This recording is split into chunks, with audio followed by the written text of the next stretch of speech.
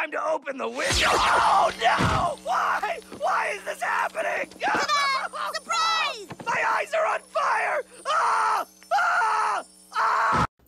Hello, everybody. This is the Aromantic Shipper back yet again with another video talking about the Owl House Season 2. So, yeah, the Owl House Season 2 is one of the things that I watched in 2022. I saw, like, the first maybe 4 episodes of the Owl House Season 2 in 2021, but I just didn't really, like, have much of a motivation to keep watching, so I just ended up watching the whole season in 2022 when, you know, it ended. And, so, yeah, I mean, so when I watched Season 1 when I was in quarantine in 2022, it was because, like, you know, everybody was, like, saying all these good things about the Owl House, and it was, like, you know, the new cartoon show that was, like, getting a lot of buzz and stuff. You know, everybody said it was really good, and I thought, honestly, I thought the Owl House Season 1 was kind of overrated. I mean, like, you know, I thought it was good and enjoyable, but I didn't think it was like, oh my gosh, it's so great or anything. I had my problems with it, and I didn't think it was like, you know, again, I didn't think it was amazing or anything. However, I went and rewatched some of the episodes while I was watching Season 2 of the show, and honestly, I realized that Season 1 was probably a lot better than I gave it credit for. I mean, like, it still wasn't amazing, but I do think I was a bit too harsh on it on initial viewing. But anyway, Season 2 of the Owl House, though, Season 2 of the Owl House is really, really good. I freaking love this season. It was so amazing. I mean, like, it definitely takes the show into brand new heights and makes it, like, so much better than it was before. So, I mean, one of the things I like about this season is that, like, pretty much every episode of the season is important to watch and, like, not skippable at all. There really isn't any filler. I mean, you know, it is very, you know, it does follow an episodic formula, but at the same time, you know, like, it's sort of like, you know, with Avatar: The Last Airbender, where, you know, every episode, you kind of do need to watch them most of the time because they sort of build to a continuing narrative. I mean, like, you know, whereas maybe perhaps in Season 1, you could maybe skip, like, half of the episodes and, you know, still understand what's going on. But in Season 2, not so much. You kind of have to watch the whole season to, you know, get the gist of everything. And, you know, I like that. I mean, literally, it's so crazy because, yeah, I mean, like, I really do just like how they make every episode, like, literally every episode, very important to watch, and, like, it's not just, you know, filler fun, even though a lot of the episodes are very fun, and they, I still do like the different scenarios that the characters wind up in. I mean, like, for crying out loud, literally, the best episode of this season might be Knocking on Hootie's Door, which is, I mean, it's just so good. Like, you know, all of the things that happen in it, like the lore that is revealed, like, you know, the character development for Ida and her, and, you know, the character development for Luz and Amity and their relationship. Like, it really shouldn't be, like, such a fantastic, amazing episode, but it is. And, like, it's arguably a contender for one of the best episodes of this season. And it's like, it's a freaking Hootie episode. By the fucking way, like, the guts on Dana Terrace to make, like, one of the most important and impactful episodes of the series a Hootie episode, because, you know, all these people complaining, oh, Hootie's so annoying, like, he's just a trash character, like, get him out of here, and to make an episode focused around him, like, one of the best and most important of the series, because that's right, because you would have known if you were a Hootie stan how amazing Hootie was, because, you know, we stan Hootie in... We stand Hootie in this house, in this Owl House. He is the Owl House. Hootie is fucking amazing. Fuck the haters. I believe in Hootie supremacy. Law is meaningless! Stealing is legal now! I am your god! Hootie is a complete Chad with Black Air Force energy, you know, off the charts. I mean, like, also, Hootie made Lumini canon, so I don't know how you can still hate him. Like... Speaking of Lumini, you know, the gays made bank with this season for sure. I mean, this might be the least straight episode of television I've ever watched. I mean, you know, and I watched some gay shit over the years. I mean, like, you know, honestly, look, going back to, I talked about this a bit in, when I was talking about Season 1, in whenever that was, whatever. But anyway, so yeah, but back when I watched Season 1 of the show, I was sort of like, I don't know, I mean, I wasn't alone in saying that Lumini felt kind of rushed for me, and that's something I talked about when reviewing Season 1 in a previous, like, New Year's video. But, like, honestly, I've come to appreciate Lumini a lot more now as a ship, and, like, you know, I've I don't know, it's sort of, like, become apparent to me that it's not necessarily that Lumity is rushed, it's just that, like, the show actually has very quick plot progression. I mean, like, you know, I guess, like, part of it for me and part of it why I wasn't just jiving with Lumity at first was because, you know, I'm so used to these, like, you know, gay ships and even just ships in general where, you know, it slowly builds up over the course of a whole series before they are actually confirmed. Like, for example, like, you know, Bubbline in Adventure Time where it was teased throughout the entire thing and built up very slowly until the end. And, you know, Cachedora in She-Ra where it was, like, you know, teased throughout a lot of the show and then confirmed at the final episode. And, like, you know, it's a very common thing to do. And don't get me wrong, like, you know, I like that. I mean, it's not necessarily bad, but at the same time, you know, it is sort of nice to see, you know, in the Owl House, a relationship period, not necessarily, you know, a gay one, that is actually, you know, they sort of get together at the middle of the series, and, you know, you see them actually being together throughout the rest of it. I mean, you know, it's sort of like, I don't know, it just doesn't, I've sort of changed my mind a bit that Lumity was rushed. I mean, it goes quickly, but that doesn't necessarily mean it's rushed. I mean, I don't know. So, I mean, like, it's just honestly really cute to see, like, Luz and Amity's, interactions, and them just, like, being a couple after the, Hootie episodes. I mean, like, they are legitimately a very wholesome ship, and, you know, another thing I really like about Lumity, especially that made me appreciate it in this season, is that, like, I like that their relationship also helped develop their characters, like, you know, individually as well as, you know, as an item, where, like, for example, you have episodes like Eclipse Lake and Reaching Out, where, you know, the relationship is used to, like, build upon previously established, you know, character traits and also reveal new ones about them, like, and I really like that because, you know, it's fine to have, like, this, you know, cute ship in a show and stuff, but, like, the best ships are always the ones that help characters develop and allow you to know more about them, and I really feel like that's something that Lumity does really great, especially in season 2. And also, speaking of the gays, Rain and Ida and Rain are freaking adorable in this season. Oh my gosh, like, they are. I absolutely adore them as a couple, even though technically they're not actually together for this season, but they were together in the past. But, like, I don't care. They're such a cute fucking ship, and, like, that. Oh my gosh, that flashback episode, like, I think it was episode 15, that was so fucking adorable, and one of the most wholesome things I've ever seen. Also, smug little kid Ida, I want to adopt this child, and then, like, I want to adopt smug Ida as my child, like, if I ever, like, have to decide to adopt in the future. I want my child to be exactly like young smug Ida. She is just, like, oh my gosh, she is so not giving a fuck, and amazing. I absolutely loved Ida in that flashback episode. Oh my gosh, she was so precious and terrible. That flashback episode was so good. Like, it really feels like it should be filler, and obviously it wasn't, considering what we learned about it in the end, which, going back to what I was saying before, like, making every episode count. But, like, you know, that episode was so fucking cute, man, and adorable, and oh my gosh, it was so good.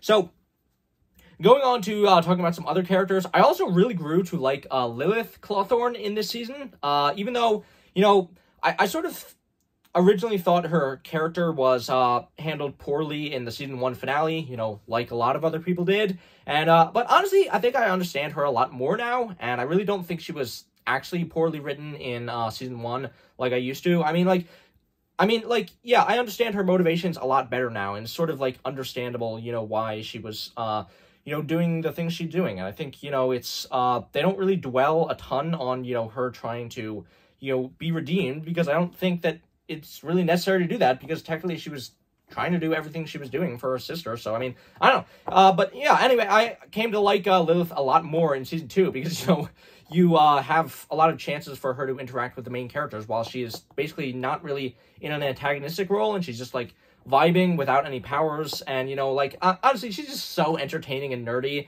and I really like, I really like a lot of her moments in the series, especially her adorable relationship with not a romantic relationship, but, her, adorable relationship with, you know, with Hootie, because of course she would, become friends with Hootie, because, you know, she has great taste in, magical house demons and Hootie's supremacy forever. Like, it's such a strange pairing, but it works so well. Why? Who came up with it? Give them a medal. I don't know. And, like, no, I just really liked Lilith in this season. She was so, like, entertaining and funny, and she also had a lot of emotional moments, but also just like really cool moments where she was, like, geeking out. Like, for example, when she... one of the funniest moments in the season was, like, after she found out that King was a... spoilers! Titan. When she was, like... you know, basically treating him like, you know, this, deity that she was trying to worship, and she was like, oh my gosh, I'm a Titan's aunt! Oh my gosh.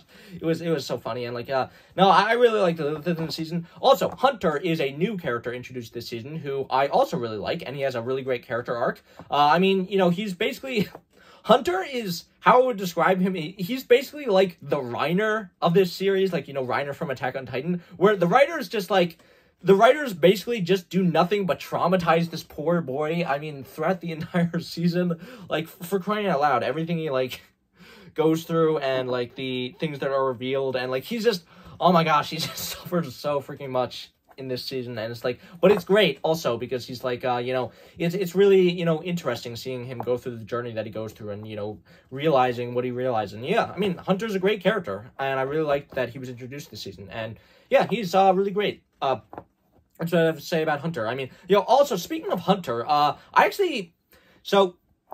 main villain of this series, obviously, Emperor Belos, I grew to really like Belos as a villain much more this season as well. I mean, in Season 1, Belos was a very intimidating presence. I mean, there was a lot to like about him. First of all, the voice actor, fantastic. And, like, everything and how he is animated and the atmosphere he is in and, like, you know... the way he speaks, and, like, pretty much everything about him just screams, like, you know, intimidating villain, and, you know, his whole confrontation with Luce and everything, and, you know, I really liked a lot of aspects of how he was portrayed in Season 1, but at the same time, like, you know, one of my main issues with Belos in Season 1 that still bothers me is, like, how he basically just straight up admitted to Lilith that, you know, he was a lying snake and was totally, you know, not going to actually heal Ida like he promised her to do. And it's like, I don't know, it feels like that was a very unintelligent decision that should be, you know, that he shouldn't have made because he's, you know, supposed to be this intelligent manipulator, but he just says, oh, well, I was actually lying the whole time. I was never going to heal your sister, Lilith. And it's just like, I don't know, I feel like what did he think Lilith was going to do? Did he just think that she was going to stay loyal to him no matter what? I mean, it just doesn't really make much sense to me. And I feel like what would have been better in Season 1, here's my little rewrite for y'all. What would have been better in Season 1 is if, basically what Belos would do is he would say to Lilith, you know, basically, oh, in order to heal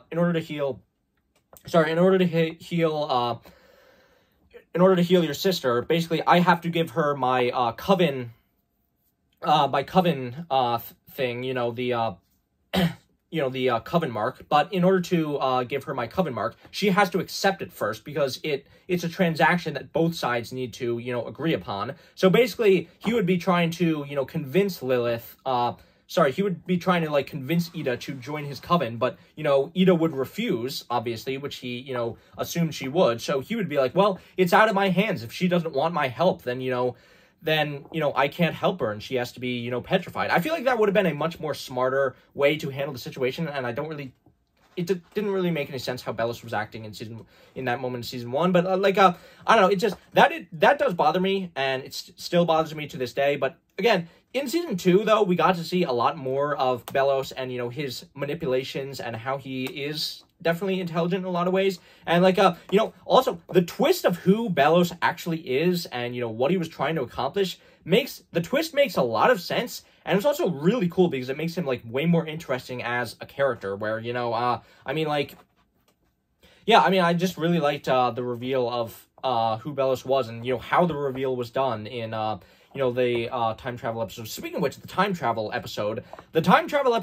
was really well done. I mean, like, here's the thing, because whenever you mess with time travel in these stories, it always, you're playing with fire, because, like, whenever you mess with time travel in a story, like, it always brings up all these things of, like, oh, well, what if people are going to use time travel for this, why not use time travel for this? And then, you know, it creates all these plot holes, usually, and so you really have to be careful when you're doing time travel. However, I think that this might be one of the best uses of time travel in anything ever, because, you know, the way that Owl House did it, because basically, so it makes it so that it has a very, you know, solid limitation of, you know, oh, you can only time travel in these specific parts that, like, move all the time. It's incredibly difficult to find. So, you know, that puts a very, you know, big limitation on where and when and how you can do time travel. And, you know, so you're not going to just be asking, oh, well, why don't you just use it to solve this problem in the future?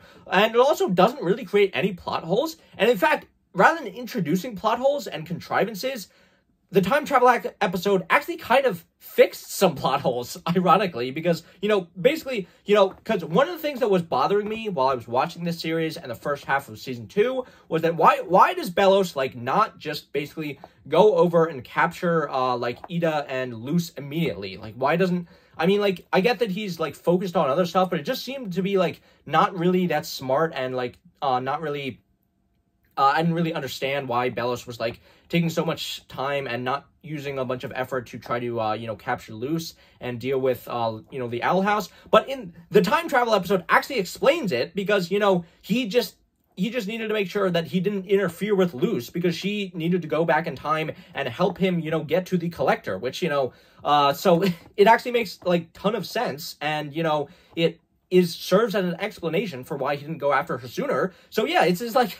The plot hole episode, the time travel episode is really good and actually fixes a plot hole and contrivance that was bothering me in the series beforehand. So yeah, really great use of time travel, Owl House, I really have to say. Going back to Belos, though, like, his whole plan and what he was, like, doing with the Grimwalkers that is revealed in A Hollow Mind, which might be, like, one of the best episodes in the series, if not the best, which, like, oh my gosh, that was absolutely horrifying. Like, he's legitimately really scary in what he's doing and what he's planning to do.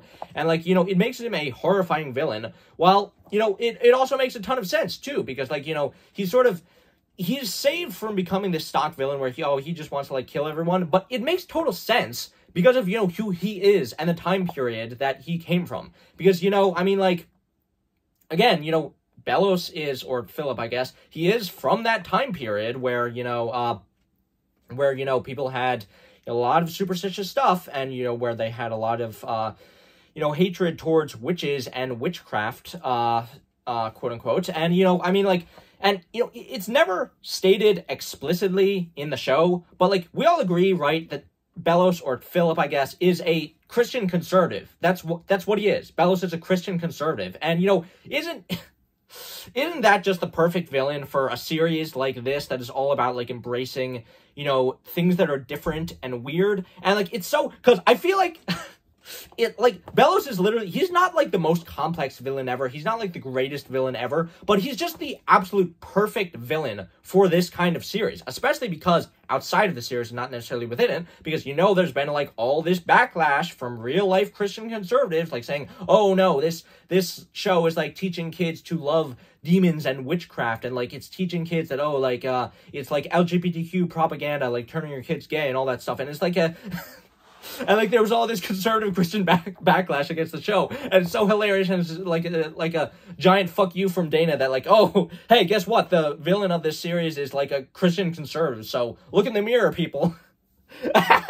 Oh, I love it. It's so good. Anyway, but, yeah, I mean, like, I don't know. I just think Belos is, like, an incredibly good villain in the role that he is playing in the show. And I, like, really hope he still has a role to play in season 3. And I hope he isn't dead, because he just works so well as a villain. And, like, you know, the Collector's cool and all, but, like, Belos is just, like, it feels like he is so intrinsically tied to the story and themes of what he's trying to accomplish that, like, getting rid of him and just, like, would be kind of a waste. And, like, you know, it definitely does seem like he's still alive in some way, but I don't know, like, I'm just worried that he's, like, going to have almost no impact on, like, the final season of the show, and I just feel like he definitely should. But anyway, so yeah, I really liked Belos a lot more in this season after, you know, it was revealed that, you know, who he was, what he was trying to do, and, you know, everything, the way he went about it. So yeah, really liked that aspect of it. Another thing I really liked about the season was that Willow and Gus, who were the two, like, friend characters to Luz in the first season, they weren't just pushed to the sidelines, which was a sort of worry that a lot of fans of the show had, and they were actually given focus and stuff to do that was, you know, impactful.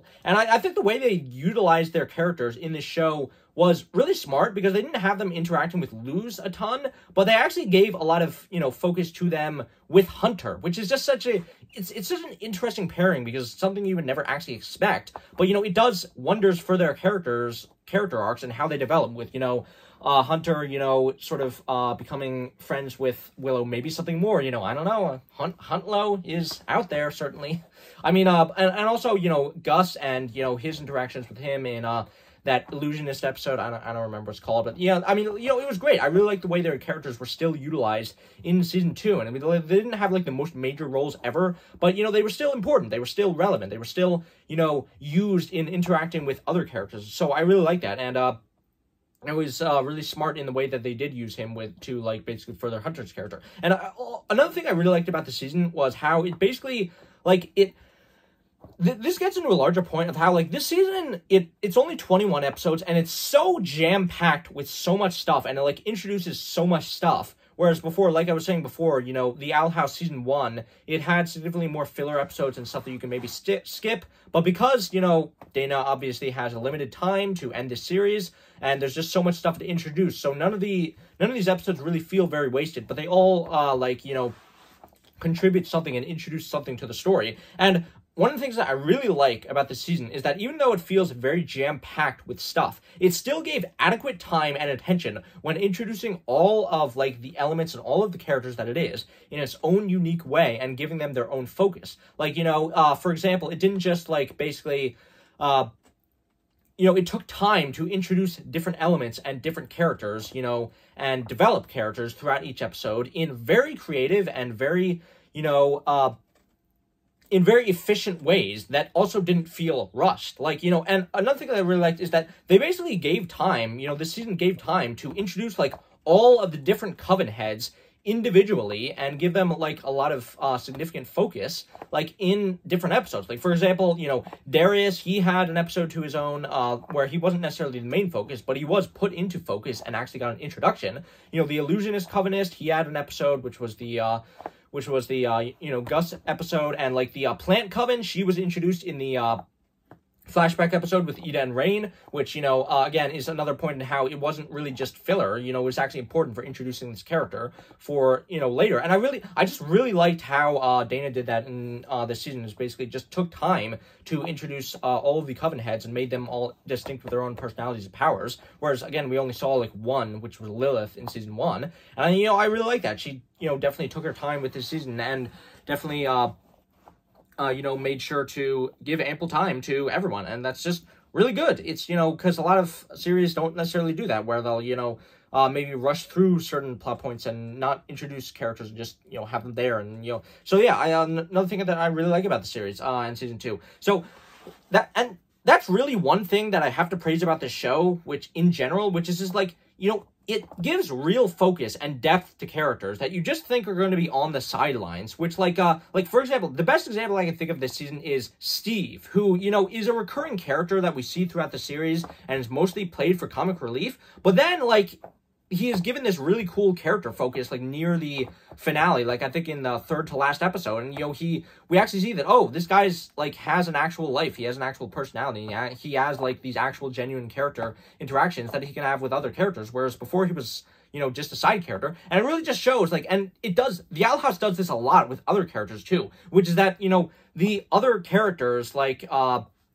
even the ones you think are just, like, two-dimensional plot devices to, move the plot forward and create conflict, or even just create humorous situations, like, they're all still characters, they're, like, they feel like real people that actually exist in this world, which makes, like, the world that they're in, the Boiling Isles, it feels so real and lived in, and that's so great, because, a lot of stories, they don't necessarily really do that, and they just sort of, give, all the focus to, like, the main characters, and it just sort of seems like they're the only ones that matter. But the Owl House says, no, this is actually, like, a world with actual characters who can actually, like, change and develop and are not static, and, you see these more deeper layers to them, and I really like that, and it really works, too, because, obviously, by the end of this season, the fate of the entire Boiling Isles is kind of on the line with the whole draining spell going on, and it really makes you worried about what's actually going to happen, because you've seen this world, it feels so real and feels so lived in, and you actually,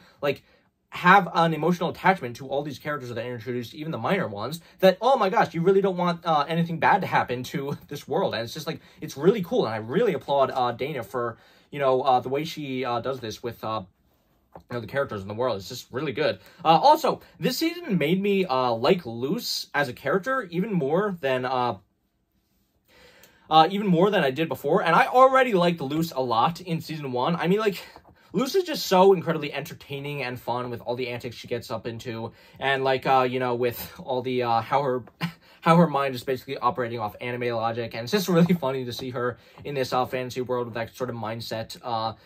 You know, but also, this season, you know, heightened her character, though, from what it was in season 1, because it traumatized her, because, you know, obviously traumatizing characters makes them immediately more interesting than they were before. I mean, you know, but it is just really cool, because you do, you know, see her actually struggle to deal with, you know, how intense things, you know, get in this season, and, you know, how it's not just all sunshine and rainbows anymore, and you have to see her, like, you know, sort of come to her own as a much more active, you know, protagonist. I mean, like, and, you know, it's cool seeing her try to, you know, fight to protect the people that she cares about. And I also think it's really cool, too, how, you know, Luce is not this, like, incredibly powerful character who doesn't, like, she's not, like, she doesn't get a bunch of these super powerful abilities, like, very quickly. I mean, like, you see at the end of the season when she tries to fight Belos again, like, she tried to fight him in season 2, she got, like, completely defeated and wrecked, like, she couldn't hold a candle to him. And now in season 2, she tries to fight him again, and she still can't hold a candle to him,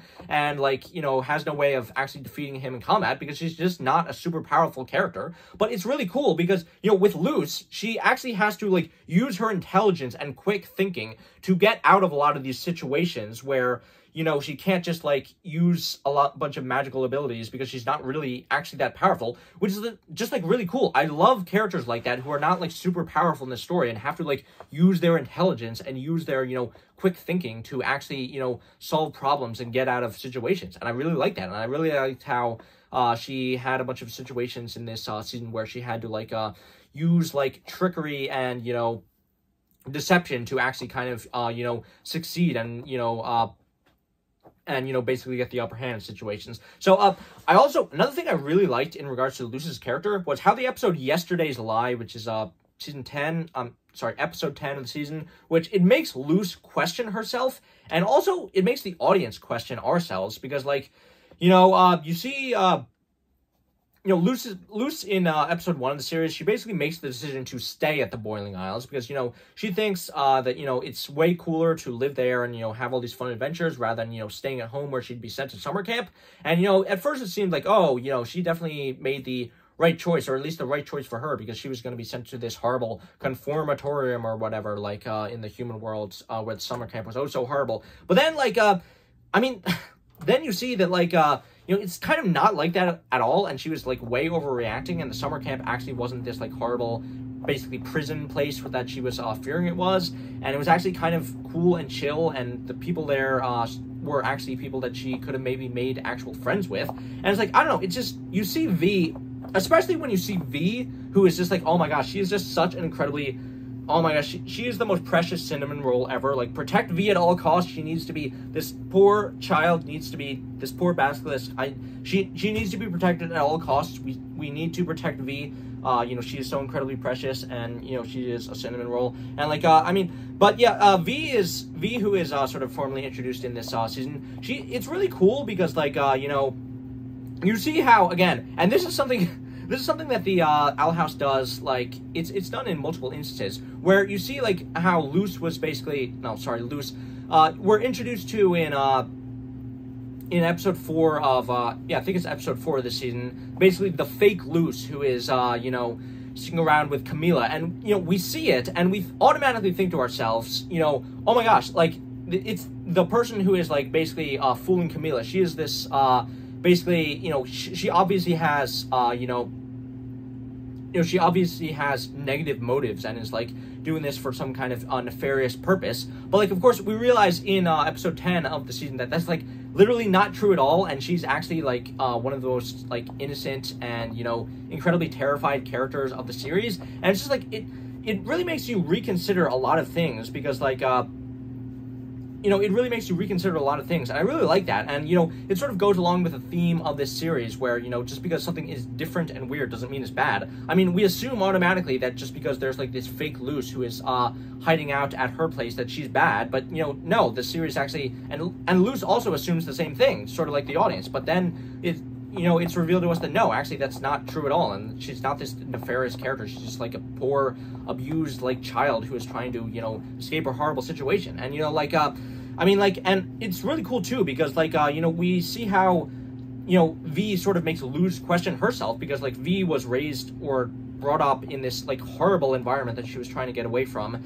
and, you know, and she sort of reminds Luce how fortunate she actually is to have a supportive and safe environment to grow up in. And sort of, you know, it gets at this thing of, like, was Luce kind of selfish and, you know, kind of being bratty when she, you know, basically escaped the life that she actually had, which was not a bad life at all, to go to this other world and basically, you know, abandoning her mother. And, you know, it's kind of her fault that she is, you know, in this, you know, other world and trapped from her and, like, put Camila through all this heartache. I mean, it kind of is, and it really feels like this season of The Owl House is making the show much more emotionally mature, where, you know, in season 1, The Owl House was largely a wish fulfillment fantasy. You know, it started out as that, where, you know, it's this character who is, like, really wants to have all these cool adventures and is taken to this magical world. It's basically an isekai, and she is able to live out all these cool stuff, and, you know, but, like, but in this season, you know, it sort of questions that, with things obviously getting much more intense, and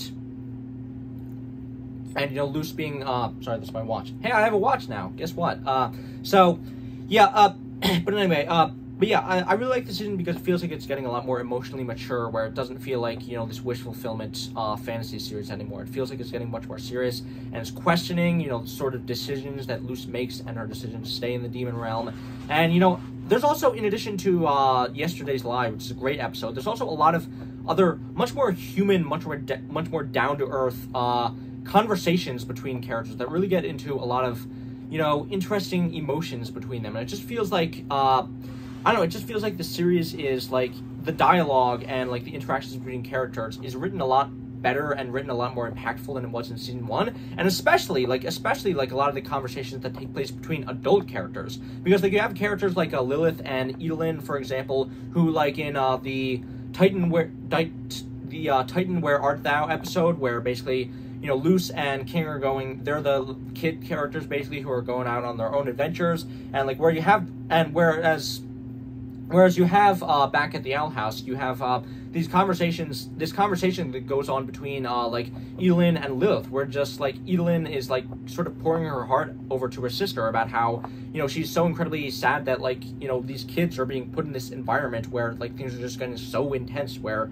with the draining spell and everything that is, you know, revealed with that. And it's just, like, it's a really cool conversation. It's just, like, you know, really, I don't know, it's just, like, I don't know, it's just really good, and I really like a lot of the conversations that happen between adult characters in this season, and characters that happen between, you know, kid characters and adult characters, and conversations that happen between the teenage characters, and it's just, like, the dialogue in the season is really well written, honestly, and I feel like it's a massive step up from season 1, where it's sort of more stock, more, you know, immature maybe, and I don't know, it's just, like, I really like it. I really like how this series is much more emotionally mature, and, you know, really gets into the heart of some real, you know, genuine human emotions and, you know, problems. And so, yeah, if there is one thing in this season that I feel like I was blown away with more than anything else, it's how much I cared about King's character. I mean, like, in season 1, King was basically just the comic relief / pet character who was voiced by Alex Hirsch, but, like, and I honestly really didn't care at all about King in season 1. I mean, you know, I didn't really find him interesting at all. I didn't really feel like he had any importance outside of just being funny and the cute pet character. But in this season, he is given so much more to work with, and he gets, like, a ton of really good character development and focus that came out of fucking nowhere. I mean, King might have had the best glow up of anyone in this season as a character. Like, he's so incredibly, you know, he's actually interesting compared to when he was, like, just really uninteresting and basically didn't have much to work with in season 1. But in this season, he gets, like, a bunch of character development, he gets a ton of focus, he gets a bunch of importance in the story, and it's just really cool that, you know, Dana Terrence and the writers were able to take this character who in season 1 just seemed like this throwaway comic relief pet character, and actually make him, like, sort of the linchpin of this season, almost. I mean, like, it's really crazy, and, like, you know, And, you know, because King was really important to the story. And, you know, the reveal that he was actually... Spoilers, get out of here if you don't want to be spoiled, that King was actually a Titan, you know, like, it's a really good reveal that is not,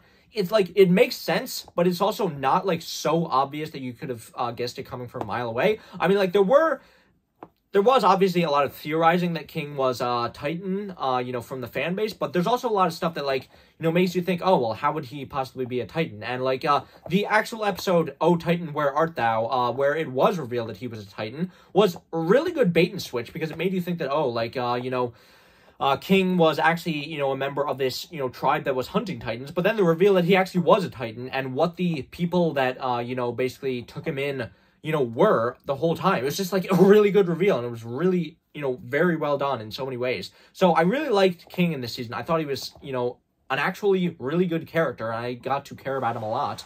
And, you know, so really like that. The animation, talking about that in the season, is, you know, of course, great. You know, obviously, the colors and the backgrounds and, you know, the character expressions are obviously very well done, as always. I mean, like, it was, I will say, though, it was a little disappointing that outside of the Hunter versus Amity fight, like, there wasn't really this big jaw-dropping Sakuga there wasn't really this, you know, big jaw-dropping Sakuga scene in this season, like, again, outside of the Eclipse Lake fight between Hunter and Amity. Like, you know, because remember in Season 1 where there was, the like, I would say probably 3 really big Sakuga moments in Season 1 that happened, which was, of course, the Grom Dance, and both of Lilith and Edelin's fights where the animation just really took a step up and really, you know, went crazy. And, you know, there are scenes that you just want to really go back and rewatch a bunch of times because of, you know, how good the animation quality was and stuff like that. And I feel like outside of the Hunter versus Amity fight this season, I don't feel like there really was any other moments like that in the season. Because, yeah, there are, like, Sakuga moments in this season where, you know, the animation really, you know, kicks up. Like, for example, you know, the Lumini kiss that happened where the, like, the frame rate just bumps up, like, a bunch of levels where, you know, of course they got to put a lot of the animation effort into the gay on-screen kiss. But, I mean, like, my problem with it is that, though, there are, like, definitely very impressive animation moments in this season, but I just don't feel like there are not the most impressive animation, like, scenes. In terms of scenes where you can, like, watch through the whole thing and you can see where the animation is really, you know, where the budget is really being put and the effort is really being put in. And I feel like, I don't know, it's just, like, apart from the Amity and Hunter fight in episode 9, like, there weren't just, like, these fight scenes that were, like, really great or amazing or anything that really lived up to the level of the Edelin versus Lilith fight that happened in Agony of a Witch. Like, there was just not things like that this season, which I think is one of the minor complaints that I do have. So there is that. The music in this season is really good. I really have to praise it, especially near the last 3 or so episodes. Like, speaking of which, the last 3 or so episodes of this season are, like, so incredibly good, and I haven't mentioned it before, but they're so incredibly good at, like, building this constant sense of dread for the Day of Unity, because you really get the sense of, like, how little time there actually is left, you know, in the series and in this season for, you know, obviously the day that has been built up for so long. And, you know, I mean, it's just like, there really is no room to goof around anymore, you know, and you really get that sense of it where, you know, and it's really cool in the last 3 episodes of the series to see how, you know, all these different characters and plot threads were all, you know, set up throughout the season and kind of all come to a head together, and get payoff in the end. And it's really, really cool to see that. And I just really like how everything in the last 3 episodes or so of the series were done. And, you know, I don't know, it's just, like, it's really good at building the sense of, you know, dread and tension where, you know, like, there's really nowhere to run anymore. You really have to deal with this because it's coming right now. It's just, like, I don't know, it's just, was really cool. And I really liked how the last 3 episodes or so of the season were done. And, also, the Collector, talking about him, he didn't have a ton of screen time in this season. He was sort of just introduced in episode 12 and, you know, not really given a bunch of, you know, build up before that. But I mean, the Collector was cool. You know, yeah, he has a very entertaining personality. He's sort of like Bill Cipher in a lot of ways, although, you know, more innocent than Bill Cipher, who was just, like, very sadistic in a lot of ways. But, like, yeah, it was cool seeing how unbelievably powerful the Collector was, like, moments where he just stopped the Eclipse basically dead in his tracks with, like, moving his finger, and, like, how he completely squashed Belos in an instant. But my one the Collector was cool, and I am interested to see where they go with him in the future. My one complaint, though, with the finale, where of course the Collector is unleashed, what happened that I sort of took issue with is that, like, it's never really made clear what the Collector was trying to do. Like, you know, he was saying, you know, if we're going to play the Owl House, we're going to need an Owl House. And, you know, everything starts, like, crumbling around him. And he's just, like, making this, you know, structure. And then what happens after that is basically, you know, when after, you know, the Collector says he's going to create an Owl House, I guess. Basically, King, you know, and everyone, you know, they try to go through the portal to escape. And, you know, King has to, like, make this sacrifice where he stays behind and, you know, basically shoots Luce and everyone else through the portal, and they get trapped on the other side. And it's a really cool place to end things off and end the season off with, you know, Luce and her friends being trapped in the human realm, with King and everyone else being trapped in the demon realm, with this basically, you know, god character who can do almost anything, you know, just unleashed there to wreak havoc. But my main issue with it is that, like, it's never made clear what the Collector was actually trying to do, and why King couldn't just convince him to stop, when it seemed like, you know, King could have, like, done something to, like, basically convince him, oh, no, that's not how you play the Owl House, we need to do this, like, other thing. And it's just, like, I don't know, it's supposed to be this really emotional moment where King, you know, stays behind and Luce and her friends are sent back to Earth, but, like, my main issue with it is that, unlike the Draining spell, where you get a real sense of what Belos is actually trying to do, like, with the Collector, like, it isn't really made clear what he's actually trying to do, so I don't really see the necessity of, you know, everyone escaping through the portal and King staying behind. It's supposed to be this really emotional moment, and should be, but it just, like, didn't click with me that much, because it's just, like, the audience is not given an actual sense of stakes and, like, what is at stake with what the Collector is trying to do. So, I mean, like, that was an issue that I had with it, and the finale as a whole, it's just something that really kept it back from being perfect for me. And, I mean, like, that's a relatively small gripe, though, I would say, because, honestly, Season 2 of The Owl House is really, really good. As I've constantly gushed about through this entire video, I basically have almost no flaws with it. I think it is a definite marked improvement over Season 1, you know, in pretty much almost every way. And, you know, I cannot wait for Season 3 of the show. Like, it definitely does suck that, you know, it's only going to be 3 one-hour specials, which, you know, of course, Disney is saying it doesn't fit the Disney brand. And, I mean, like, you know, a lot of people have made... I made the joke at the beginning of this video about, you know, how Disney is, like, being assaulted by, you know, the gays. They can't handle the gay agenda and all that stuff. But, like, I don't know. I mean, like, Dana Terrace has said that, like, it wasn't because of the gay stuff that the show is kind of being canceled. And, like, I don't know. I kind of do believe her because, like, again, one of the things that I think is the most controversial about this show is that, like, and how it doesn't fit the Disney brand is not just the gay stuff. Because, like, obviously that is something that Christian conservatives are, you know, getting in a tizzy about. Like, I watched one brain dead video about, you know, someone complaining about Luce being bisexual, and, you know, she was obviously a Christian conservative. But, yeah, anyway. But, like, I feel like it's not just, like, the gay stuff in the show. Where the show, like, it also, again, it is set in, like, the demon realm with witches and demons. And that's also something that, like, you know, parents, you know, would also... conservative religious parents would also get in a tizzy about. And again, like I said before, the main villain being Belos, who is basically, or Philip, I guess, basically being a Christian conservative. And even though it's not spelled out explicitly, but the subtext is definitely there. So I can see why this show would be controversial and why it would certainly upset some people and why Disney might not want to promote it.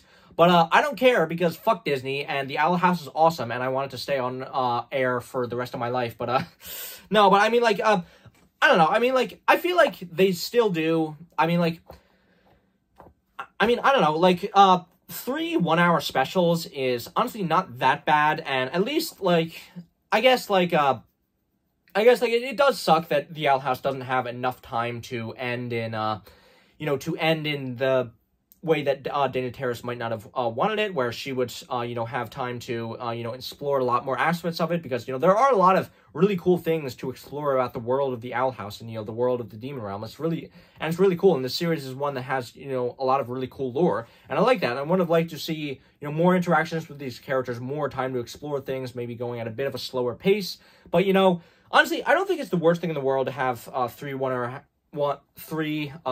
specials to, you know, end off the series. And at least it won't run into the trap Amphibia did, which was the other sort of isekai show that was airing on Disney, where basically Amphibia in its season 3, after the characters all got to Earth, which is very similar to, of course, the Owl House season finale, where, you know, Amphibia just wasted too much time on Earth filler in the final season, where it really should have, it felt like things should have definitely been going at a faster pace. So at least Owl House definitely won't run into that problem with its season 3, and it will just be able to get to the point and really focus on the things that matter. So anyway, by the way, next video that's going to be coming out, I am definitely going to be talking about Amphibia, all 3 seasons of the show. So, yeah, definitely stay tuned for that. TLDR, I think that The Owl House is a much better show than Amphibia, but, you know, I'll get to that when I get to that. But anyway, so that was basically what I thought about The Owl House Season 2. Hope you liked my thoughts. If you have your own, leave them down in the comments below. This has been the Aromantic Shipper. Please be sure to like, share, and subscribe. And as always, remember, just because you can't feel loved doesn't mean you shouldn't want other people to. Bye.